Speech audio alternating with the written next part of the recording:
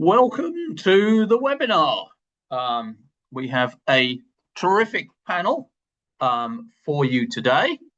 But before we start, I'm just going to go through a couple of housekeeping issues. So as our panelists join the webinar, one of the most important things that we do each year is we have the Channel Focus Awards, and these are some of the most prestigious awards in the industry.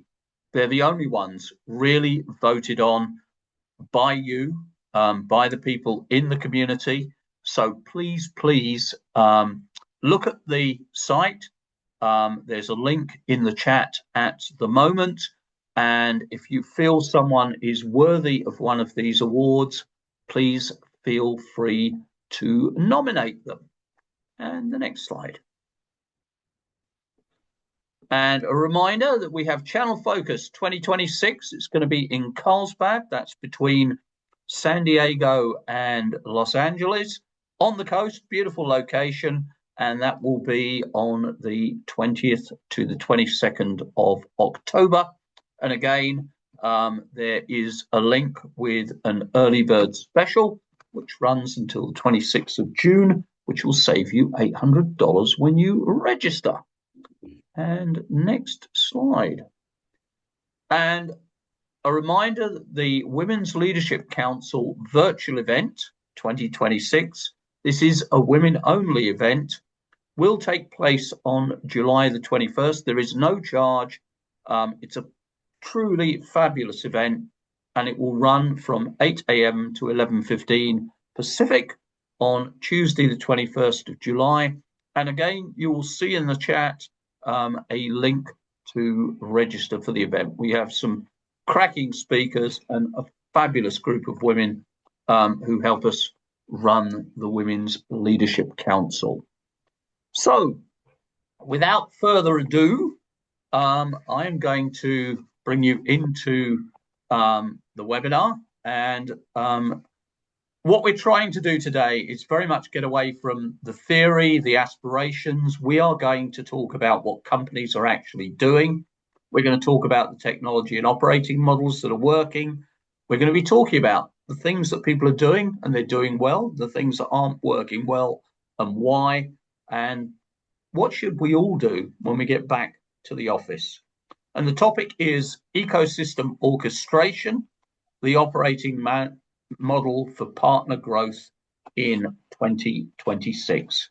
And I'm going to briefly introduce our panelists and then ask them to just briefly talk a little bit about their company.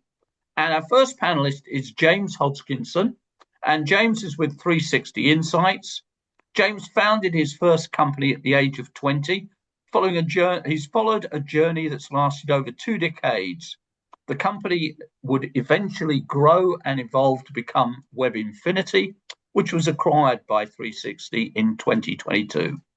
As Chief Strategy Officer at 360, James has solidified 360 Insights as a leader in ecosystem orchestration, empowered enterprises to connect, automate, and optimize their partner ecosystems at scale.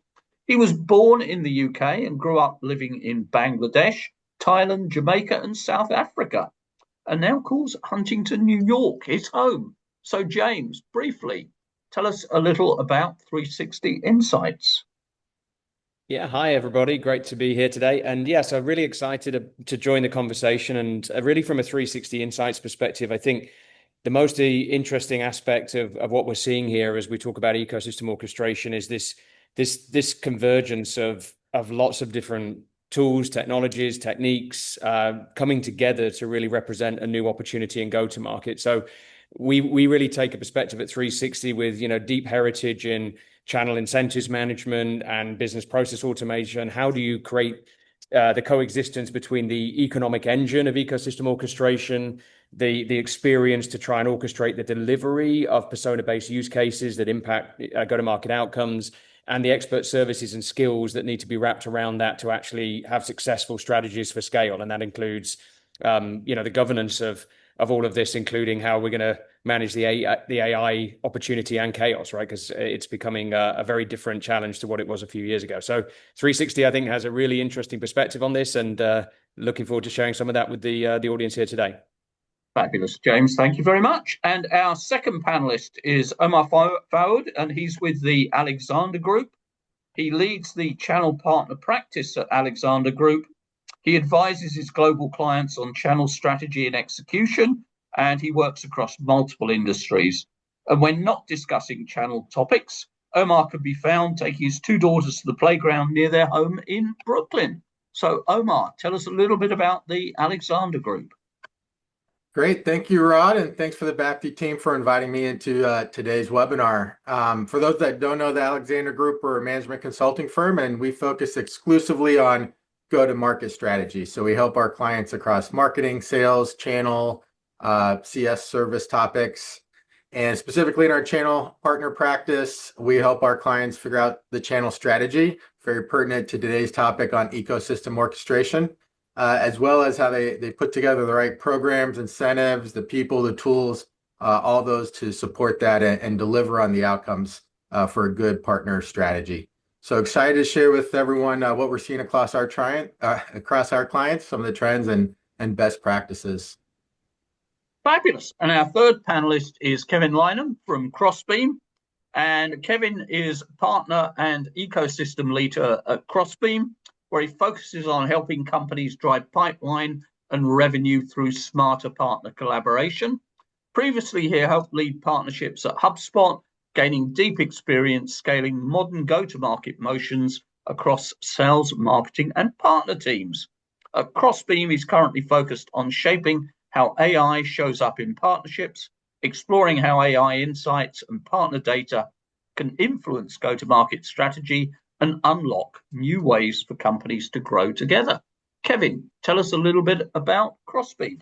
Of course. Thank you, Rod, for having us once again.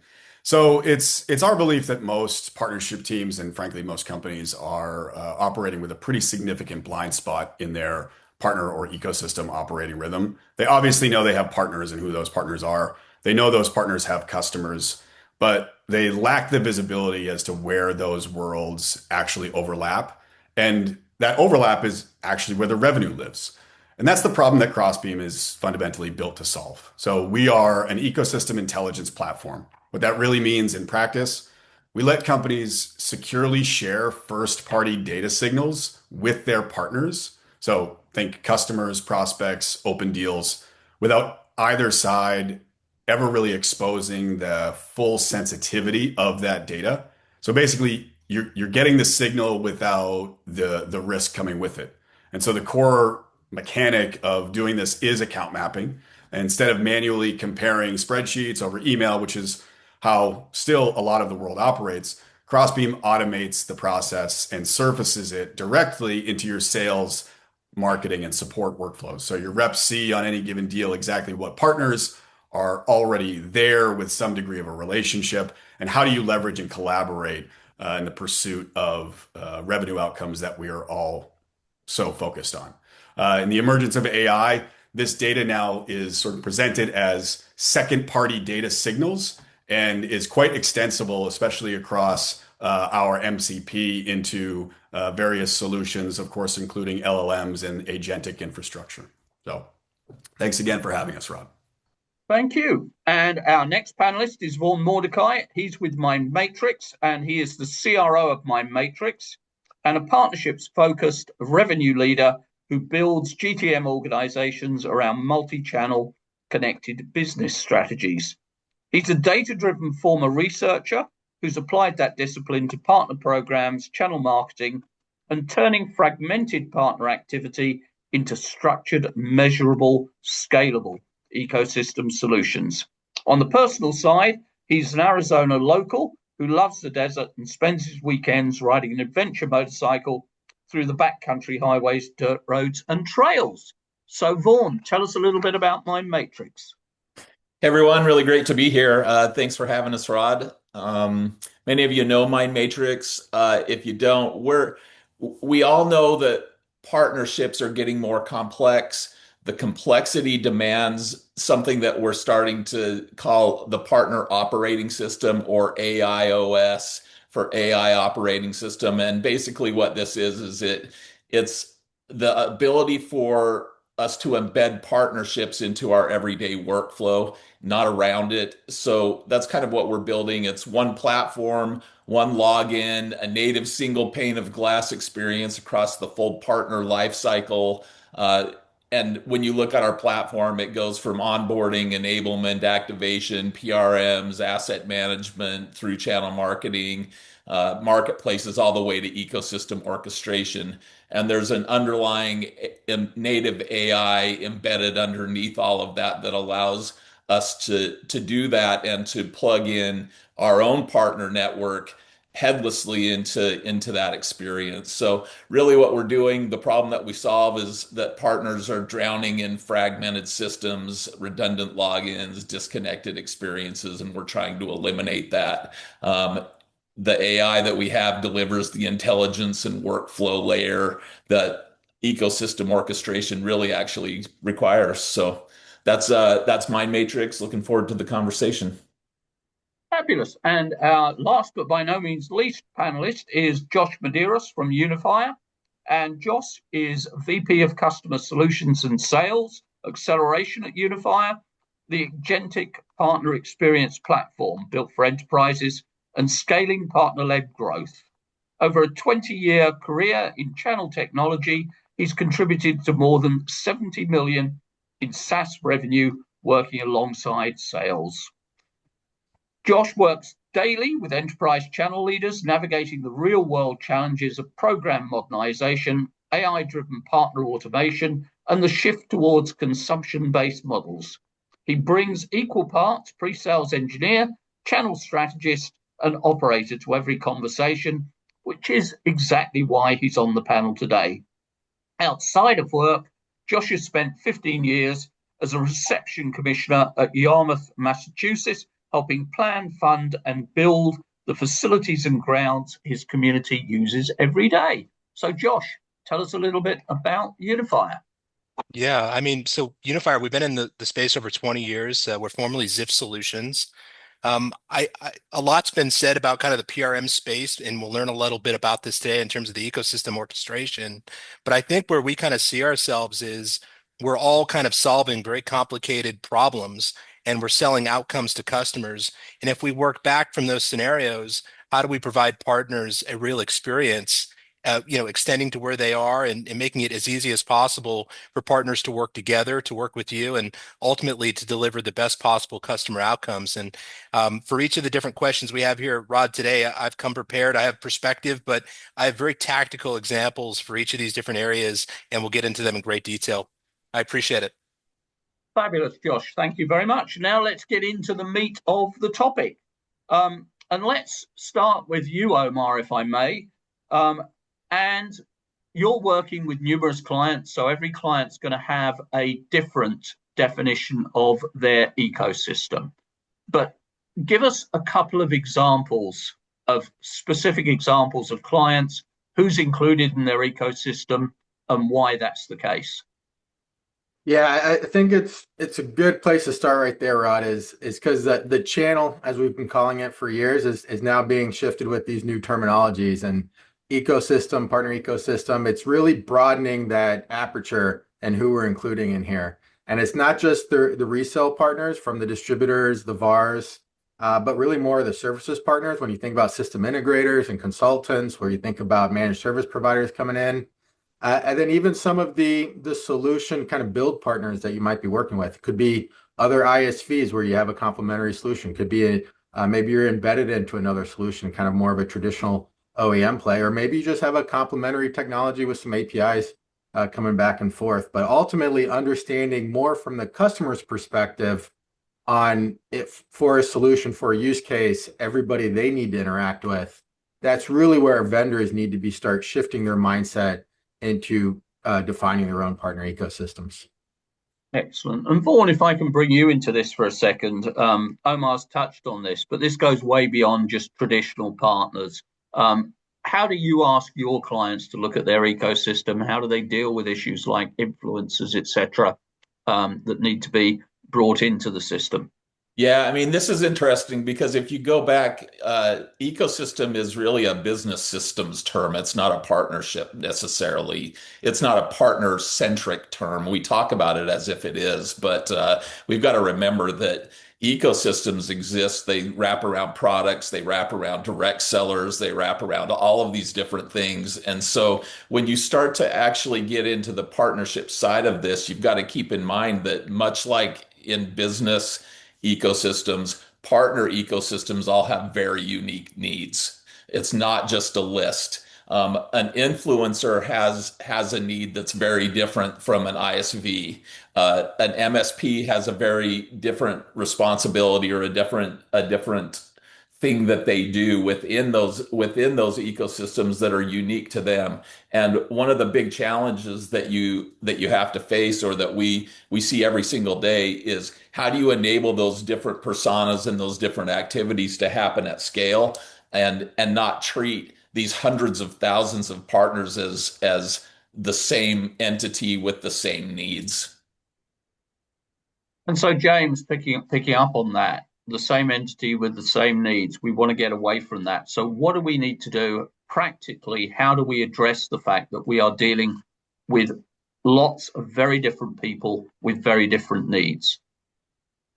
Yeah, so I think a lot of this is context around those needs, and also the understanding that meeting supply to complex demand is probably the key to what we describe here as ecosystem orchestration. So I think one viewpoint that's really important to this too, if we're going to be serious about the go-to-market transformation that's happening, is trying to understand that ecosystem doesn't just mean partners, right? Because at the moment, the biggest opportunities are coming from the composition of personas, such as, sellers, internal sellers working with partners, partners working with other partners, partners working with marketplaces. All of that is the ecosystem in my mind. It's not just limited to the binary personas, like these are our sellers, these are our partners, these are our marketplaces. So I think the ecosystem owner, the orchestrator, has the responsibility to drive outcomes that impact their business. So if your outcome is we want to get more partner source revenue, it involves a lot of those players, and you have to work out how to meet supply to that demand, which is likely going to involve multiple personas, multiple systems, and multiple business processes. So the future here is not partner management and dealing with the operational processes that PRM fixed.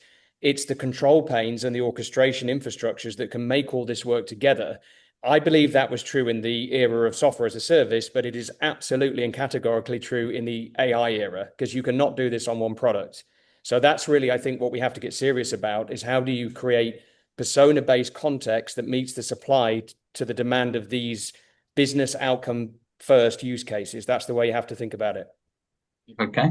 And Josh, bringing you in for a second, James has just talked about that, but when you look at your clients, a lot of them will be moving from a traditional, hey, I've got my partners, that's a one-on-one, one-to-one relationship, to an ecosystem. What's driving them to an ecosystem strategy, and what are some of the big challenges they face as they make that move?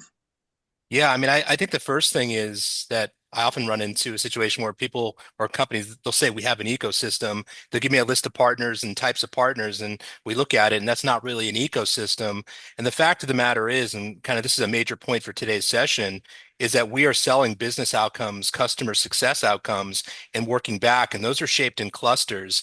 And I think when we look at sort of the opportunities that are kind of moving that in that direction, obviously this is because the buying motions have changed. It's, these enterprises are now buying these outcomes, but also we talked about in our incentive session last time, Omar was on there, and we talked about how these consumption models are kind of breaking the math in the way we're incentivizing. Some of the things that I would suggest kind of thinking about right away is that you need to sort of audit sort of your revenue model today and make sure that aligns with the incentivization model. So when we look at kind of these clusters, it takes an army, it takes a village to deliver these outcomes. Are we incentivizing them correct? And are we mapping the right partners to the pipeline that's existing? So there's a lot that goes into this, but you have some right perspective on the call today for sure. Excellent. And Omar, coming back to you, I'm going to build an ecosystem strategy. Where do I start? What are the foundations? What are the things that I need to be focused on? Rod, that I see a lot of my clients jump straight into the tactics first, and they stumble a little bit. So I recommend, as you're building that foundation to kind of move to this ecosystem driven mindset, make sure you have executive alignment. Make sure you have a clear understanding of what customers and what your offerings are, and all those multiple routes to market, so that you can meet your buyers how they want to purchase. And it's not going to be the same for every customer segment you're going after. With that aligned executive view on what is that customer value prop, and where that ecosystem and all the different players within that makes sense, then also be real with yourself, and understand, do you even have a compelling value prop for people in that ecosystem to engage with you, a two partner value prop. And then, really lock that in, develop those ideal partner profiles.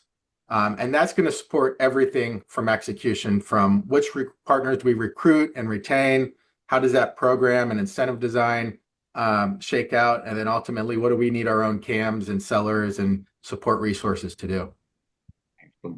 And Kevin, you're doing this all the time. If you look, you're engaging with a partner for the first time. What are the fundamentals? What do I have to put in place right at the start so this is actually going to work?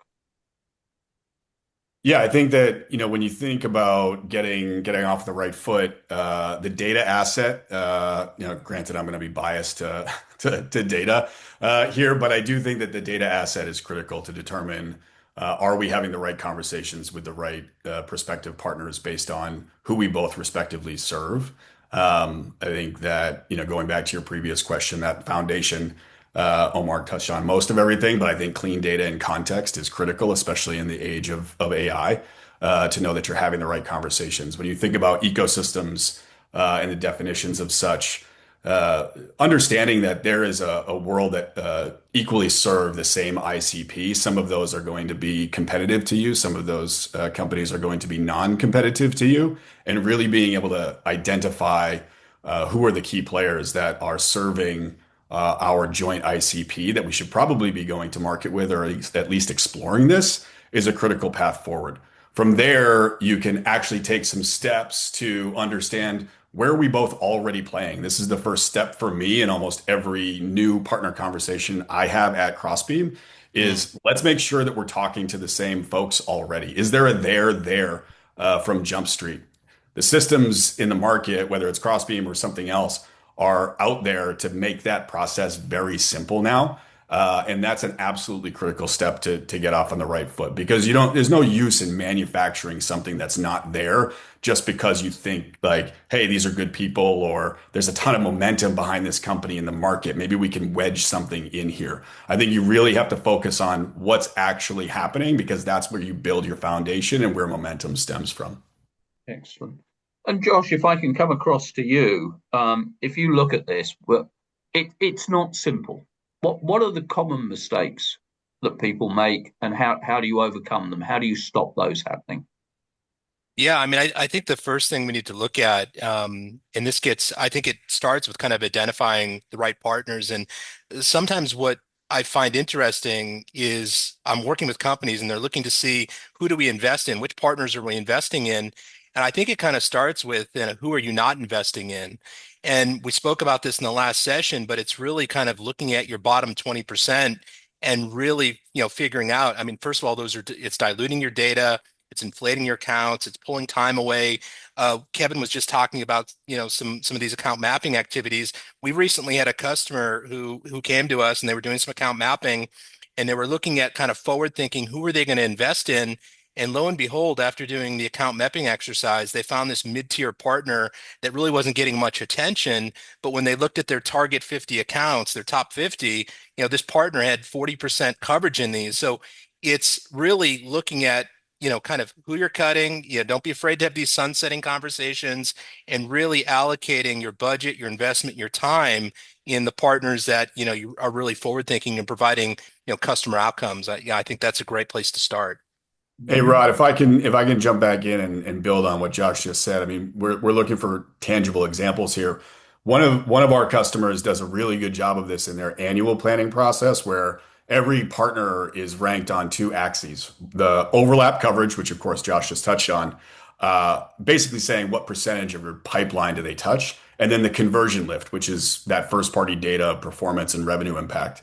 And the bottom quartile on that on both axes get basically the equivalent of a performance improvement plan before any additional investment decisions get made. Specific co-sell targets, named accounts, check-ins, right? The partners that aren't moving the needle here are the ones that are getting sunset. And the ones that do perform are the ones that are getting promoted. So it's a very specific model that they're putting into place. And it's based on the data asset, but also the performance data over time, which I think is a really good 2x2 matrix. Again, we speak in the world in the language of matrices here at Crossbeam. Mm-hmm. Mm-hmm. And James, if I can bring you in for a second, because this becomes more and more complex. I've got multiple partners in the ecosystem. They're dealing with multiple vendors. They've got access to different things within each of those vendors in different ways. How do you try and make that process as simple as possible for the partners? Yeah, so I think a lot of the historical approach has been we need to fix the binary issue of being great to do business with for our partners and having a great partner portal and a great PRM and a great experience. The reality of the situation is the partners don't really care about that individual vendor binary sort of experience, right? Because unless there's something in it for them, even if you have a beautiful portal and web page, they don't really care. And the data will tell you that most of the activity in historical PRM was based on operational imperatives like registering deals or claiming MDF dollars. And that's why we saw so much traction as an incentives leader, because people will come to where they get paid, right? You have to coin operate to some extent. And I don't mean just transactionally, but points, rewards, MDF funding. People will show up if you've given them a reason. The new world equivalent of this, and why I'm so excited about the future of partnerships and the leaders in partnerships, is this is becoming mainstream strategy and go-to-market now. So if you can organize the scenarios that say, come to us and we will build plans with you, we will execute strategies, we will fund those strategies, we will give you leads, we will generate signals of intelligence that help you expand your customers throughout with our support, we'll give you personalized demand generation content, will give you intelligence and data that helps you align your accounts. That's why they're coming, right? They're not coming because you built a nice looking website. So I think, and coming is changing in its definition too. This could be they're coming to you because they're using your intelligence inside their AI. They're bringing your connector into their Claude, right? You've got to start to understand that the orchestration is no longer PRM and portal centric. It's all about connected go-to-market motions that lead to outcomes for the end, for the folks involved in it. And I think if you start there with like, what are the business priorities we have? Who are the various people involved in this? And how do we orchestrate the outcomes we need in a way that's easy for our partners to do business with us? You're going to have way more success than who is the next PRM vendor and should we spend 2 years moving from Salesforce to InPartner, right? That game is over, in my opinion. And Josh, you're nodding frantically there. Yeah. James has identified you've got numerous partners, they've got different needs. How do you actually go through a practical mapping exercise that gives you what you're looking for in terms of here's the ecosystem, here's the partners, this is what this set of partners going to need, this is what that set of partners going to need, etc. It's quite a complex process. Yeah, I mean, like most major problems, I always suggest kind of starting with the end and to the extent you can work back. And if we think about kind of what we're trying to do for a customer, the outcomes we're trying to bring, I think one of the first steps, and this is a really practical thing, is just do a partner experience walkthrough on your existing technology. Log into your portal, register a deal, count the number of clicks and audit sort of where you're having friction.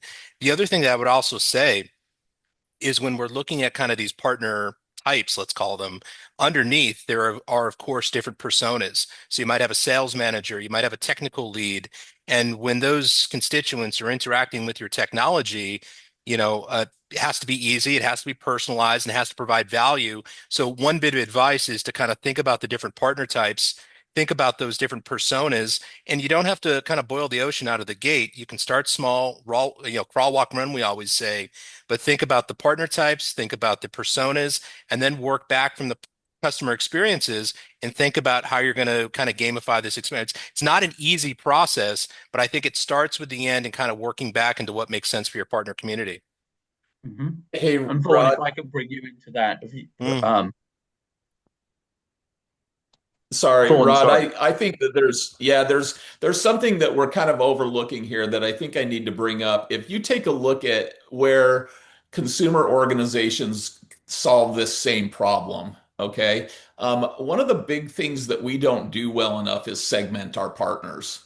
And I mean pure play segmentation in the consulting and business sense. Okay. If you want to understand what the need of a partner is, segment them. And I don't mean just say, okay, this is an MSP, this is an influencer, and set up a persona based on those partner types. I'm talking about pure play segmentation in the, in the marketing world, they have this, but apply that principle in your partner propensity modeling. I think we should be getting, rather than simpler at this, we should be getting far more sophisticated than we have been.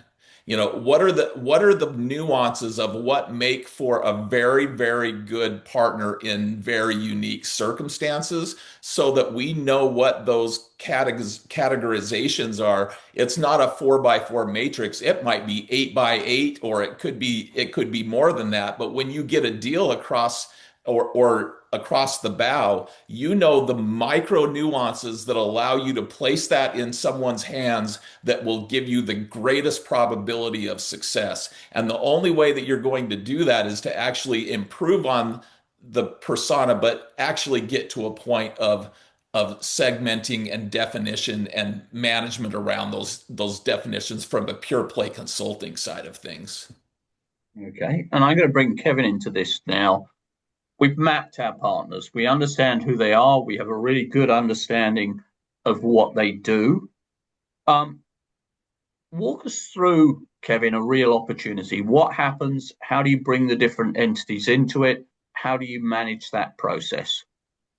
Yeah, I mean, maybe I can speak for what we do ourselves at Crossbeam in our complex enterprise deals, which is obviously, we eat our own dog food in the sense that we are mapped effectively with every single one of our partners, every single one of our AEs, and what we call account success managers have access to this data.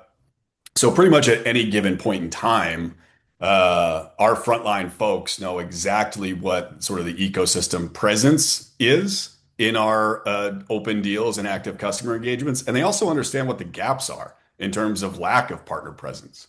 And because we are not only mapped at the account level, but we know who at our respective partners are also the owners of said accounts, there's a direct path into our frontline folks interacting effectively with our partners' frontline folks in order to start the collaboration process. And this is something that I coach up internally. Probably the place where I spend the most time from a rep enablement standpoint is how do you build the muscle to ask the right questions of your counterpart at our partner based on your desired outcome, their desired outcome, and most importantly, what the customer is trying to accomplish. And that collaboration process, when done well, will yield a number of sort of bite-sized notes, snippets, takeaways, learnings, etc. And frankly, we're at a point in time where it's never been easier to distill very complex and multiple sources of information down into clean, easy to understand action plans that you can go then take with one or multiple partners back to the customer and say, this is exactly how we're going to get you to your desired outcome. We don't do it all, but with our partners alongside of us, this is how we're going to solve your primary challenges, pace toward your desired outcomes from a revenue impact perspective. So we do a lot of that coaching internally on the front lines because that can't all fall to me. That has to happen across the respective field teams in order for it to be successful. Excellent. And Omar, the challenge is most companies' systems are built on a one-to-one relationship. We're talking about a one-to-many relationships, with many people being involved in a single deal, a single outcome. What are your successful customers doing to understand that, and what are the steps they're taking to enable that to happen?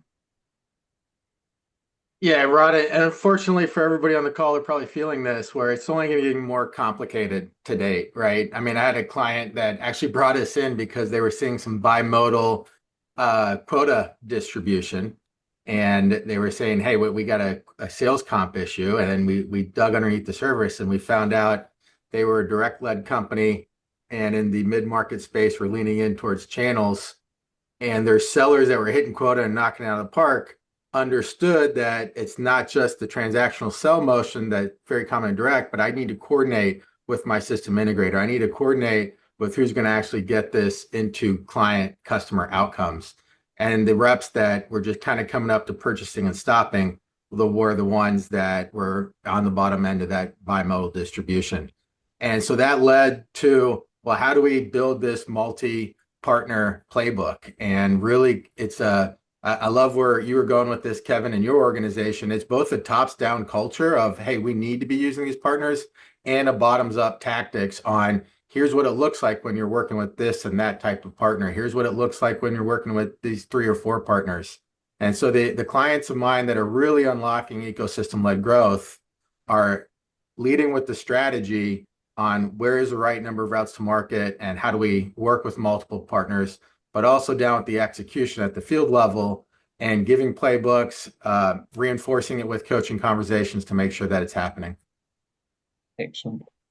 And Vaughn, as your clients move to this, what are the biggest challenges and what are you doing to help them overcome those challenges? Yeah, this is interesting because when I mentioned about what we're doing, this idea of an operating system is interesting because you don't really think about your operating system, right? It's just something that sits in the background and that enables you to do your work.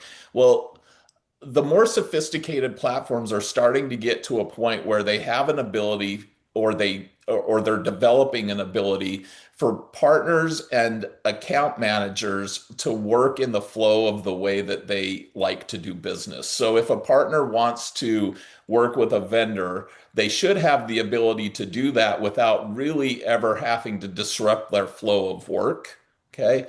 And in addition to that, they should have the ability to communicate with other partners or other people that are involved in these multi-partner deals in ways that allow them to continue that flow and that stream of work without it being kind of a sideshow in the process. Well, that takes technological change to these platforms that were built on the one-to-one relationships, because now they're having to enable many-to-many relationships that have things like communication elements to them that never existed previously. They have multi-party enablement around the sales enablement materials and things like that. And so a lot of what we're doing is starting to kind of create these war rooms that allow multiple parties to get together in canned environments and learn about each other and understand how to communicate with each other in ways that move that better together story out in positive ways from a single location instead of jumping across multiple platforms, or in some cases, no platform at all. Mm-hmm. And Josh, within all this, I've got multiple partners. I've got a deal. I've got multiple partners involved in that deal. The customer doesn't care. All the customer cares about is getting an outcome. However, I have one pot of money. Traditionally, that one pot of money has gone to one partner. I'm now recognizing that there are multiple entities involved in the deal. How do I deal with that? How do we actually reward partners when there are multiple entities involved? Yeah, well, I mean, I think you hit the keyword on the head is reward and incentivize. And we do those things to get work and get things done that otherwise wouldn't get done. One bit of advice that I could give is to really nail down two metrics in particular. One is, of course, sourced revenue, partner sourced revenue. That'll give you a good source, a good sense of kind of lead gen or kind of the bring it in. But then the other one is partner influence deal. So it's more of a sales acceleration capability. And I think when you're looking kind of at those two metrics, we can look at, and when we're proving to the CFO or we're looking for investment, or the example I gave earlier, we're looking to invest in certain partners. I think those two metrics in particular. But then I also think when we're talking about, it's never been easier to get data, and I think Vaughn was talking about being able to do deeper segmentation. We also need to incentivize data quality to every extent. It's going to make account mapping easier. It's going to make partner attribution easier. So I think when we're looking at these opportunities, really getting down to sourced, influenced, looking at the activities working back that kind of gear to those, and then rewarding the blocking and the tackling in terms of data quality and such. I think those are some good places to start. Hey, Rod, James, if I there's could one bring you other, into this. Sorry, Rod, go on, Vaughn. there's one other metric that needs to be added onto this, and it's actually the multi-party attribution, right? One of the things that's happening now is that a lot of our clients are starting to say, okay, we have this pot of funds that can be distributed for the incentive, but how do I do that across multiple parties, and what are the proportional nuances that go to an influencer versus a services provider versus someone else over here? And you need to look for ways to get your platform to start to expand to that view instead of one over here, one over there. I'm sure James is seeing this all the time, basically on the incentives end of things, but it's starting to happen sooner in the process, further forward in that around the buying cycle, basically, as opposed to an after effect. And James, if I can bring you into that, I've got 5 partners. They're all saying I'm part of the deal. I've got one pot. How do I divide that up? How do I make sure all of those 5 partners are happy? Yeah, so I think one of the things I would fundamentally agree on, this binary association of the deal reg, that's the partner, they get the entire pot, etc. That way of thinking is really very, very hard to maintain. And I've seen all these battles with partner sourced revenue, and numerous conversations actually at your events, Rod, like, what is this, right? How do we actually attribute the deal to who? And it reminds me a lot of the fight that used to go on between marketing and sales until we worked out how to truly orchestrate and automate marketing, where it was who's responsible, how do we. So I think actually we're at the point where we should stop trying to do that to some extent and really look at this more about customer lifecycle motion. So it gets easier when you say, why are multiple partners involved? Because you're trying to support a very specific motion, and you can build orchestrated tooling and structure around that motion. So let's say it's similar to what we have at 360. We're going into a deal where we're the lead partner to our customer as an orchestration solution, but we're involving Crossbeam in that deal. We're involving Mindmatrix. We're involving Structured. We're involving a third party who's doing the services. We're the orchestrator of the deal. These third parties are involved under the banner of 360's ecosystem, and we're working out the rewards and motivations at the specific step of the deal that makes sense. So we could be paying something for the source if it's clear, but if it's not clear and it's 360 led, that deal registration concept just goes away. But we're then motivating the small steps and stages involved in the customer lifecycle associated with that deal. So if we get to this point, we can say, okay, the seller, the internal seller, not the partner who actually scheduled the demos and got all this worked out, is receiving credit for that step and has moved it from here to here. Now we're bringing the partners in to do their solutioning. We can actually reward them in steps and stages.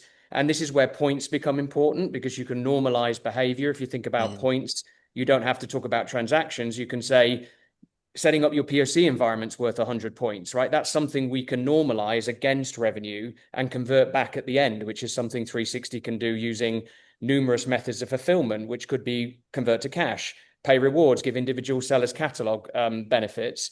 So really you have to design it at all these small touch points that lead to an overall success of customer lifecycle. And that can continue post-sale well when it comes to retention, which partner's responsible for the consulting that's going to keep this customer happy, who's doing the professional services. But you really have to design it around the outcomes and the motions and everybody has similar patterns, but very unique ways of doing business. So I think you've just got to stop the binary. You've got to look at the end-to-end life cycle. You've got to involve the different players, and you have the responsibility centrally of the orchestrator to actually build the conditions for others to be successful. Because the truth is, multi-partner selling doesn't work if everybody's equally responsible. You've got to have an owner. You've got to get everybody behind a motion. And for our customers, we feel they have the opportunity to be the leaders in those motions, but they need the technologies to support their ability to execute them. And Kevin, you must be dealing with this all the time. So how do you divide it up? Do you publish a set of rules? You get this for this and that for that. How do you make this work so everybody's happy? It's a good question. I'm not sure I have a great answer for it, Rod. But I think that at the end of the day, the happiness factor is not what we're solving for here, right? Like we're solving for the outcome and what we're pursuing in conjunction or in collaboration with one another. In our world, we don't have to worry about it a lot, and I think that from my perspective, I don't get a lot of insight into it. So I'm not going to make something up here. I'm going to actually turn it back over to the panel to chime in here. Yeah, Okay. if I may jump in there, I think Kevin, you hit something spot on. There's no silver bullet across for this, and I think it's interesting because it always seems to start with the CFO looking at a deal stack and saying, "Why am I paying 5 partners plus 4 different sales roles internally?" But it quickly grows beyond that into how are we driving metrics for overall program and ecosystem health and performance. And I think that's the one thing that we need to do as channel leaders is reframe this. How we're splitting up a fixed pie into how we're all doing better together. And what I think that also comes down to, and the clients of mine that are doing it with the least friction internally, I wouldn't say no friction internally, but least, are the ones that really understand the incentives on their partner side, right? I don't necessarily have to pay every partner in a deal for the transactional revenue that comes through me. I have services partners that are making way more on the services side of things than they are if they touch my deal. I have ISVs that are more interested in selling their own SaaS offering than they are in getting a couple dollars on a deal with us. But what it is critical is understanding those relationships, putting some metrics behind it so that you can see, hey, how often are we collaborating with this SaaS ISV partner of ours? Do we have similar complementary technology that we're underperforming in? And then have that conversation on where growth is coming from. Okay. And Vaughn, you mentioned war rooms. Define what you mean by a war room. What happens? How do we use them? Yeah, when you start to realize that you might have 2 ISVs selling together, an MSP is in there, and most often there's one attached or more than one attached to each one of the ISVs. It quickly moves from one direct seller, or supporting a partner, supporting an organization to, I don't know, 10 people that have got to be enabled on every single deal. And when you get into that world, everyone has a different part of what has to be talked about. And so there's a bunch of material and a bunch of enablement things that have got to be added into that selling committee. We've got our buyers committee, but now we've got sellers committees, right? And in order to do that, you've got to centralize all of that process into somewhere that people can actually go to just deal with this thing. And what you're doing then is you're creating that room, that seller's room that distributes back out to their CRMs so that they're not spending an inordinate amount of time on administration. They know where they can get the tools and they know how to communicate together. And when they're able to do that, there's a better together story that can be built between them that's better than if they were trying to operate over email and spreadsheet and separate instances of everything. And it's funny to watch how for our clients at least, it's this whole room notion is kind of accelerating, and it's allowing for better deal orchestration in the ecosystem era, basically. And Josh, I see you nodding on that one. So bring you in on this. Yeah, I mean, I'm just thinking about all this, and we're thinking about how AI has an impact on all this and how it's affecting orchestration. And I think, Rod, that's probably worthy of a whole session just unto itself. And a lot of the things we've been talking about today with our customers, I'm kind of seeing three kind of realms or three spheres where they're having great success with AI. I think the first one is at any point where we can automate out sort of low leverage, low value enablement work. So think about things like onboarding, partner coaching. I've even seen scenarios in, with our customers where we're connecting partners to other partners relative to deals and opportunities that might exist. For example, a partner might be selling, I don't know, server or whatever it might be, but there's a partner in Boston that will sell the insurance for the data security, and there's all kinds of ways to kind of surface it. Other areas where I'm seeing it, we talk about this, but integration now is becoming so much easier. With AI, it's much easier to connect agents to agents. So, none of us have, access to development teams anymore or integration teams. So the ability to enable partners more quickly, the ability to integrate systems way more, a lot easier way than it used to be. And I also think that the last piece is now that we have this data, being more forward thinking with our modeling, being able to bring our ERP, our inventory, licensing, PRM, all these systems together in one kind of spot for us to work with, whether it be a Claude or whatever LLM you're using. It just AI has made this process, although we're dealing in very complex solutions, a lot of this, AI technology we're talking about today is making those motions a lot more efficient. Okay. So we've got a system, we've got it up and running, but we have to justify it to a lot of people. So, Omar, if I'm running an ecosystem, I want to measure it, I want to know what's working. What are the key measurements and metrics I should be looking at? Well, you're going to have a different answer for everybody's ecosystem because, frankly, there's going to be different types of players in it. But what is consistent across all my clients is that you need to tie this back to profitable growth. And for what does that mean for your company and where does your ecosystem support that? Because ultimately, your board is looking for enterprise value creation, and you want to make sure that you're proving that with your ecosystem. And so break down your growth objectives into, are you looking for acquisition new customers? Is value creation about getting into new markets and the ecosystem is going to help you get there, or new products and the ecosystem is going to help you get there? Is it about, expanding into our existing base? Is ecosystem about cross-sell? Is it about retaining our customers and keeping everybody on board because they are getting the outcomes they want? They are getting the adoption, the implementation. Excellent. And we're almost out of time. So I'm going to fire a final question. So if I can get a quick answer from each of the panelists, that would be great. And Kevin, if I can start with you, what's the one thing every ecosystem leader should do in the next 90 days?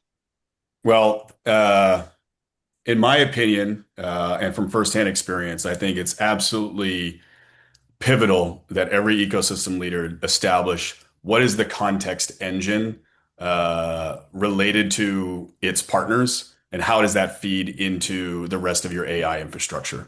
Anything that you do with your ecosystem going forward has to have a solid foundation on who your partners are, what are they doing, where are they playing, and that needs to be accessible through whatever sort of agentic experiences you're building internally, and it needs to be extensible outside the walls of your company as well. So if there hasn't been that context foundation as to who your partners are, what they're doing, where they're winning, et cetera, that's the one bit I think that needs to be spelled out and put to paper, if you will. Fabulous. And the same question to you, Josh. Yeah, I would say number one, stop measuring what partners are selling and really start measuring what customers are achieving because of them. And my one bit of advice really is to kind of start with maybe your top 10 customer success stories over the last year and ask yourself, how many partners, how many of these deals were with more than one partner, and think about those clusters around those deals and the characteristics around those. Define the motions and really get serious about identifying why those 10 case studies and why those 10 customers were so successful, and then work back to your processes, your governance, and your automation. I would also throw out there, look at stick points in that whole process, and those are some areas where you can start to really think about maybe applying some real automation muscle around. And Vaughn.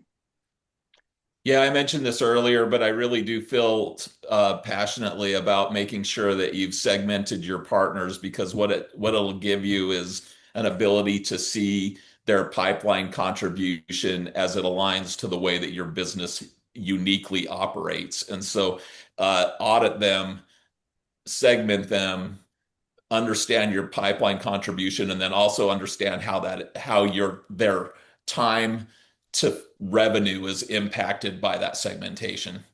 Because those shorter ones are probably going to do better for you than the longer ones. And Omar.